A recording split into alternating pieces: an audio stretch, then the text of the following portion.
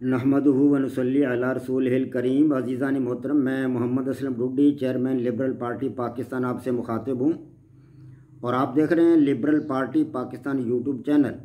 अज़ीज़ान मोहतरम, इस चैनल के तवस्सुत से आपके सामने लिबरल पार्टी पाकिस्तान का मंशूर बयान किया जाता है और मैं आपके सामने वक्तन फ़वक्तन अपने ख़यालात का इजहार इस मकसद के लिए करता रहता हूँ। आज जिस मौजू पर मैं आपके सामने बोलूँगा वो मेरी किताब जदलियाती लिबरलिज़म का एपिसोड नंबर 23 यानी एपिसोड नंबर 23 है। आपको पता है कि मैं अपनी किताब जदलियाती लिबरलिज़म आपके सामने एपिसोड्स की सूरत में पेश कर रहा हूँ। इससे कबल मैं 22 एपिसोड इस किताब के आपके सामने रख चुका हूँ। आज ये 23वां एपिसोड है। अज़ीज़ान मोहतरम, आपको पता है कि liberal party Pakistan YouTube channel आपका अपना चैनल है। मैं उम्मीद करता हूं और तवक्को ज़ाहिर करता हूं कि आप इस चैनल को सब्सक्राइब करेंगे, लाइक करेंगे, शेयर करेंगे और बेल आइकन को भी दबा देंगे ताकि पार्टी की तरफ से दी जाने वाली मालूमात और गुजारिशात बर वक्त आपके पास पहुँचें और आप और आपके दोस्त अहबाब और अजीज़ व कारब उनसे मुकम्मल तौर पर इस्तिफ़ादा कर सकें। अज़ीज़ान मोहतरम, मगरब में 18वीं सदी सनती इनकलाब का दौर था। कारखानों की धुआं उगलती चिमनियाँ और भाप से चलने वाले इंजन, दुखानी इंजनों से चलने वाली कश्तियाँ, रेलगाड़ियाँ और हरकत करने वाली मशीनें जा बजा नज़र आती थी उस वक़्त। अब चीज़ों को प्रोसेस किया जा रहा था। जैसे मिसाल के तौर पर गंदम है तो गंदम को पहले चक्की से पीस कर आटा बनाया जाता था। अब चक्की से पीसने की बजाय मशीनें उसको पीस रही थी आटे को। इस तरह गंदम को प्रोसेस किया जा रहा था और भी बहुत सारी अजनास और भी दीगर चीज़ें जो थी वो सब की सब प्रोसेस की जा रही थी। प्रोसेस करके नई नई चीज़ें जैसे सूजी है, मैदा है, ये चीज़ें बन रही थी। तो अहले मगरब में ये चीज़ अब आहिस्ता आहिस्ता आम होती जा रही थी। लेकिन मशरक़ के लोग जो थे वो अभी तक सोए हुए थे। मशरक़ बईद है, मशरक़ वस्ता है, हाँ जी, मशरक़ अपने वस्ती एशिया है, इसी तरह अफ्रीका है, बर सग़ीर पाक व हिंद है, जनूबी एशिया है, रशिया, चाइना, ये सारे के सारे लोग अभी गहरी नींद जो थे वो सोए थे। का लोग तो गारों में थे और बाकी लोग जो थे वो बादशाहतों का दौर था, शहनशाहियत थी या कहीं राजे महाराजों का दौर था।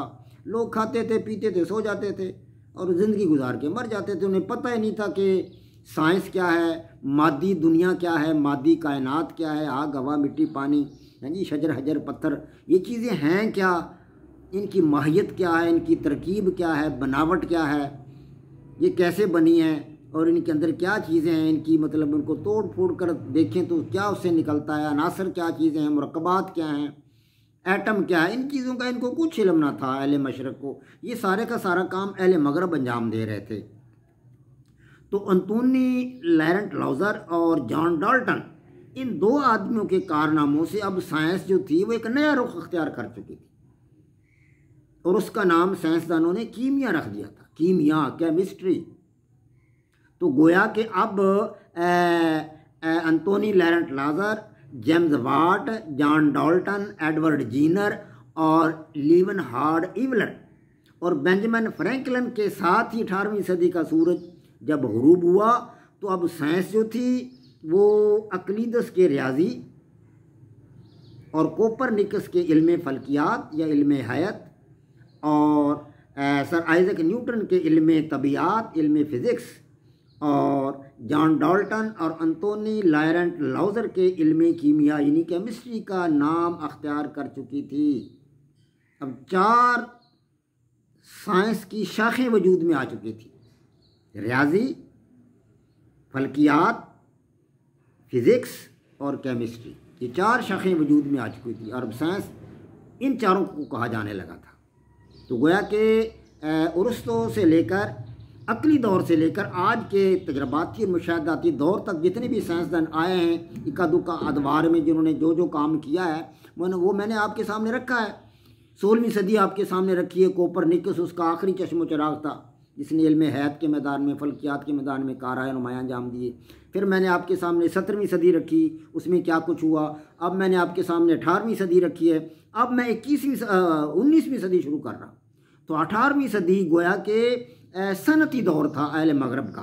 अहले मशरक़ तो सोए हुए थे, तो अहले मगरब के अब हज़ारों नहीं, हज़ारों लोग तो 18वीं सदी में बेदार हो चुके थे। किताबें बन रही थी, छप रही थी किताबें। गटनबर्ग ने मुतहर्रिक जो था वो छापा खाना ईजाद कर दिया था, चाइना वालों ने कागज़ ईजाद कर दिया था। मुतहर्रिक छापा खाना की वजह से धड़ाधड़ किताबें छप रही थी और लोग रातों को जागते थे, पढ़ते थे। अहले मशरक़ को कुछ पता ना था किताब क्या होती है, कागज़ क्या होता है, इन्हें पता ही नहीं था कुछ। तो वो धड़ाधड़ किताबें छप रही थी, रातों को लोग जाग रहे थे। तो 18वीं सदी में चंद हज़ार लोग उठे अहले मगरब के। अब 19वीं सदी के स्टार्ट में लाखों लोग मैदान में आ गए। ये था बिजली का दौर, बरकी रवैयों का दौर।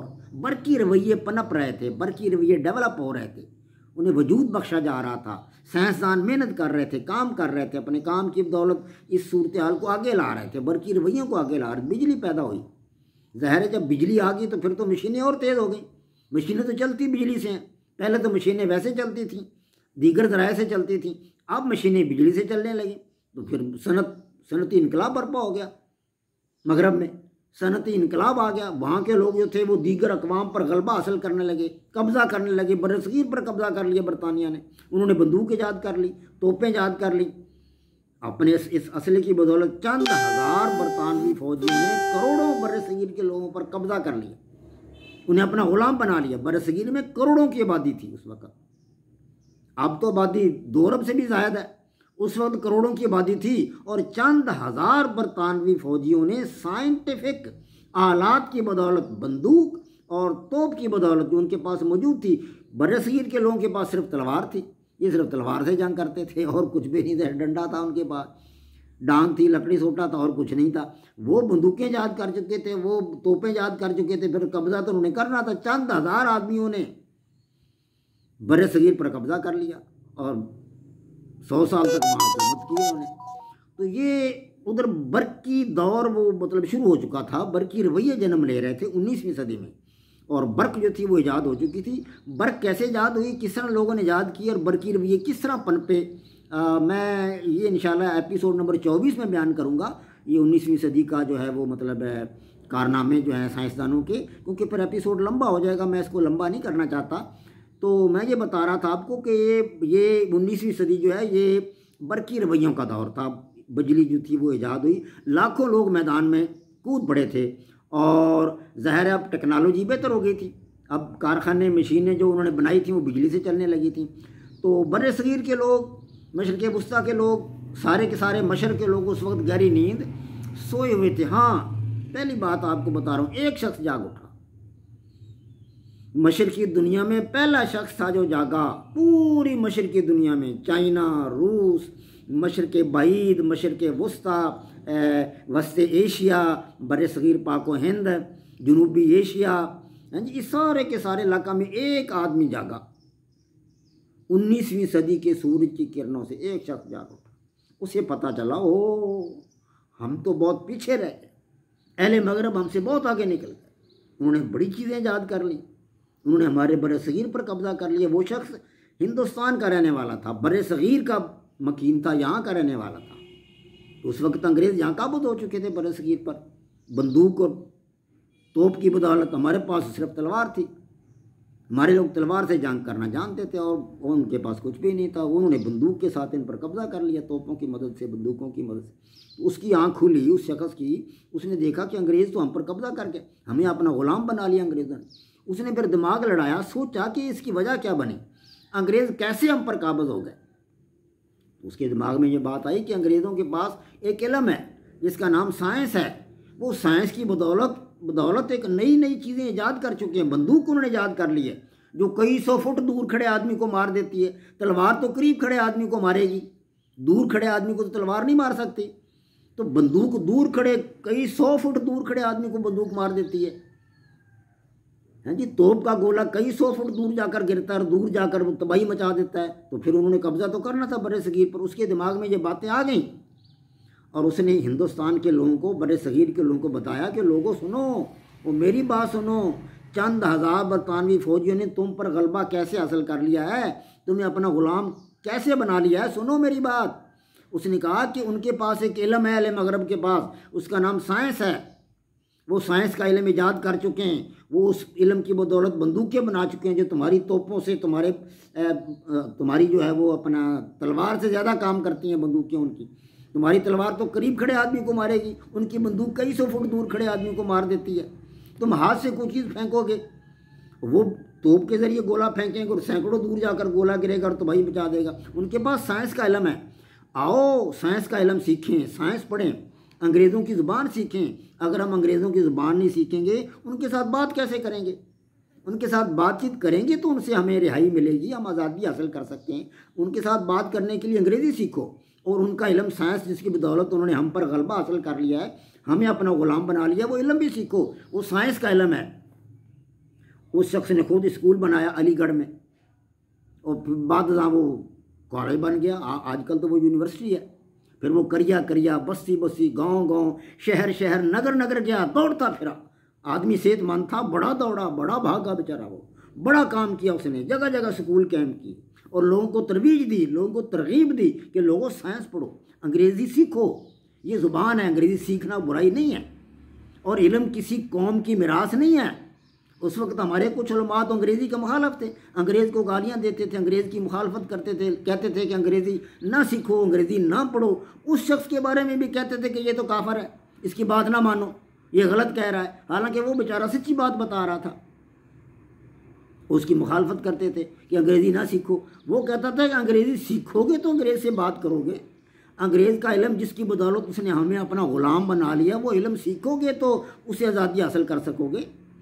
तो उसके कहने पर कुछ लोग मैदान में कूदे, पाकिस्तान अपने हिंदुस्तान के कुछ मुसलमान मैदान में आ गए उसके कहने पर। और वो लोग जब मैदान में आए तो उन्होंने साइंस पढ़ी, उन्होंने अंग्रेज़ी भी पढ़ी। उनमें कौन कौन से लोग शामिल थे सुने? अल्लामा मोहम्मद इकबाल, अंग्रेज़ी पढ़ी उसने, साइंस भी सीखी। मोहम्मद अली जिन्ना, ज़फ़र अली ख़ान, हसरत मोहानी, डिप्टी नज़ीर अहमद, मौलाना मोहम्मद हुसैन आज़ाद, अबुल कलाम आज़ाद और बहुत सारे लोग, मिर्ज़ा असदुल्ला खान गालिब, ये लोग मैदान में आए। इन लोगों ने अंग्रेज़ी पढ़ी, साइंस भी पढ़ी, सब कुछ सीखा, फिर मैदान में आगे निकले। बिल आखिर उसके बताई हुई बात पर, उसके नक्शे कदम पर चलकर इन्होंने पाकिस्तान हासिल कर लिया, और आज हम एक आज़ाद कौम की हैसियत से पाकिस्तान में जिंदा है। अगर वो शख्स उस वक्त इन्हें ये ना बताता कि साइंस पढ़ो, अंग्रेज़ी सीखो, वो शख्स ना होता दुनिया में, और आज पाकिस्तान ना होता भाइयों, ना मोहम्मद अली जिन्ना पैदा होता, ना अल्लामा इकबाल पैदा होता। वो उस शख्स ने पैदा किए ये लोग, उसके नक्शे कदम पर चलकर हमने आज पाकिस्तान हासिल किया। पता है वो कौन शख्स था? सुनो, उसका नाम था सर सैयद अहमद ख़ान, जो बर्र सग़ीर की तारीख़ का सबसे पहला शख्स था जो बेदार हुआ 19वीं सदी में, जबकि अहले मगरब जाग रहे थे और पूरी मशरिक़ की दुनिया सोई हुई थी। सिर्फ एक शख्स उठा, सर सैयद अहमद ख़ान। उसने हमें बताया कि साइंस का इल्म पढ़ो, जब तक साइंस नहीं पढ़ोगे, जब तक अंग्रेज़ी नहीं सीखोगे, अंग्रेज़ से तुम ग़ुलामी आज़ादी हासिल नहीं कर सकते। तो मोहम्मद अली जिन्ना, डॉक्टर मोहम्मद इकबाल, ज़फ़र अली ख़ान, इन जैसे लोगों ने उसके नक्शे कदम पर चलकर पाकिस्तान को हासिल कर लिया। तो वो शख्स काबिल मुबारकबाद है जिसने हमें सही रास्ते पर लगाया, सर सैयद अहमद ख़ान। आज उसकी जलाई शम्मा से हम रोशनी हासिल कर रहे हैं और हम जिंदा और एक ताबिंदा कौम है। आज हमने वो सारा इल्म हासिल कर लिया अंग्रेज़ों का, साइंस का वो इल्म जिसकी हमें तरबियत सर सैयद अहमद ख़ान ने दी थी। आज उसी इल्म की बदौलत डॉक्टर अब्दुल कदीर ख़ान जैसे लोग हमने पैदा कर लिए, जिन्होंने एटम बम बना लिए अंग्रेज़ों के मुकाबले में। आज अंग्रेज़ हमसे डरते हैं, हमसे खौफज़दा हैं। वही लोग जिनके पास एटम बम था, जिनके पास ये साइंसी उलूम थे, साइंसी तरक्की थी जिनके पास, आज वो लोग हमसे डरते हैं। क्योंकि हमने सर सैयद अहमद ख़ान के कहने पर साइंस के इल्म को अपने सीनों में भरा, उसे हासिल किया। हालांकि कुछ लोगों ने मुखालफत भी की, उस वक़्त चंद उलमाए कराम ने मुखालफत भी की थी। वो लोग किसी और तंजीम में थे, कांग्रेस का साथ दिया उन्होंने, मौलाना अब्दुल कलाम आज़ाद जैसे लोगों ने कांग्रेस का साथ दिया। लेकिन सर सैयद अहमद ख़ान जैसे लोगों ने और उनके शागिर्दों ने पाकिस्तान बनाने में अहम किरदार अदा किया। यही भी लोग थे। तो मैं ये बता रहा हूँ कि ये 19वीं सदी बरकियात का दौर था, बरकी रवैयों के पनपने का दौर था। बरकी रवैये कैसे पनपे, किस तरह वजूद में आए, कौन कौन से लोगों ने इसमें कारहाय नुमायाँ अंजाम दिए, ये इंशाअल्लाह मैं आपको एपिसोड नंबर 24 में बयान करूँगा आपके सामने। ये था मेरी किताब जदलियाती लिबरलिज्म का एपिसोड नंबर 23 वमा अलीना इल्लल बलाग। पाकिस्तान जिंदाबाद, पाक फौज जिंदाबाद, पाकिस्तान पाइंदाबाद।